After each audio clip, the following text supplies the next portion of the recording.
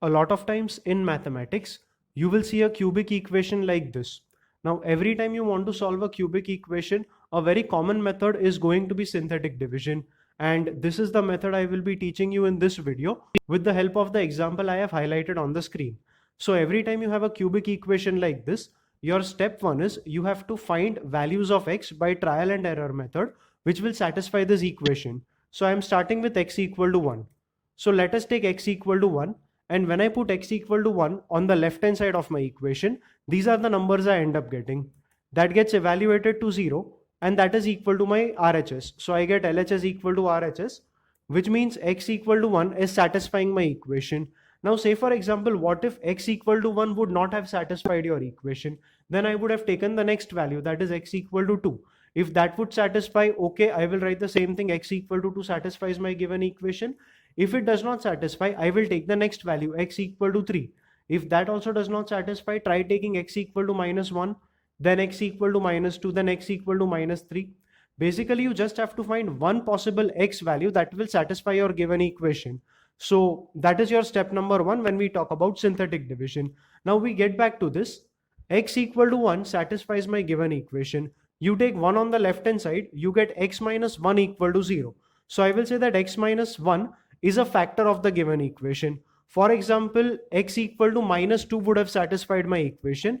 I will take minus 2 on the left. So I will get x plus 2 equal to 0.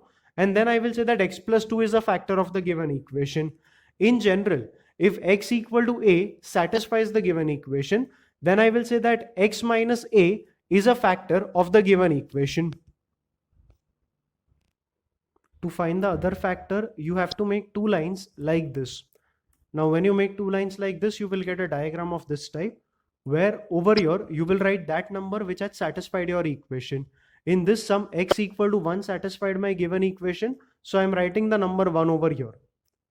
Over here, I will write the numbers which are the coefficients of my given equation. My given equation was this, and the coefficients of that equation are 1, minus 2, minus 5, and 6. So these are the numbers I have to write over here. Now, the first number is going to come down the way it is. For example, over here, if the number was 5, I will get a 5 over here. If the number here is 8, I will get 8 over here. Currently, the number over here is 1. So that number comes down as it is, and I get a 1 over here. The next thing you need to do is multiply this with this. So when I multiply 1 into 1, I get 1, and that 1 will be written over here. You have to add up the two numbers over here, and when you add them up, you get minus 1. Keep repeating the process up till the end. So again, you multiply 1 into minus 1. That gives you minus 1 over here. Add up the two numbers, you get minus 6. Then you multiply the two numbers here, so you get minus 6 again. Add up the two numbers, and you have a 0 in the end.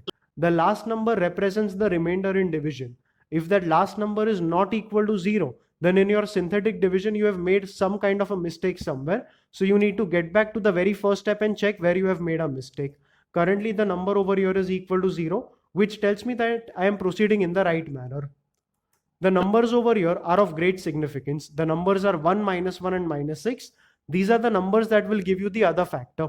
The other factor will be a quadratic equation, means that it will contain a term in x square, x, and a constant. The coefficients of x square, x, and the constant are going to be represented by these numbers. So these numbers tell me that the coefficient of x square will be 1, the coefficient of x will be minus 1, and the constant will be equal to minus 6.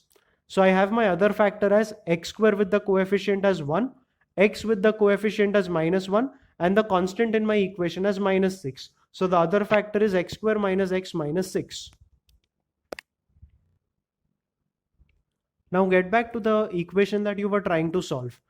This equation, for this equation we just got that x minus 1 is one factor and x square minus x minus 6 is the other factor. So I'm writing that equation as x minus 1, that is your first factor, multiplied with the second factor which was x square minus x minus 6. So I get x minus 1 into the other factor equal to 0. That is how I have rewritten my given cubic polynomial. On the left hand side, that quadratic equation can again be factorized, giving x minus 3 into x plus 2. And that gives you x minus 1 into x minus 3 into x plus 2 equal to 0. And this equation tells us that the possible values of x are 1, 3 or minus 2. This is how you find the roots of a cubic equation.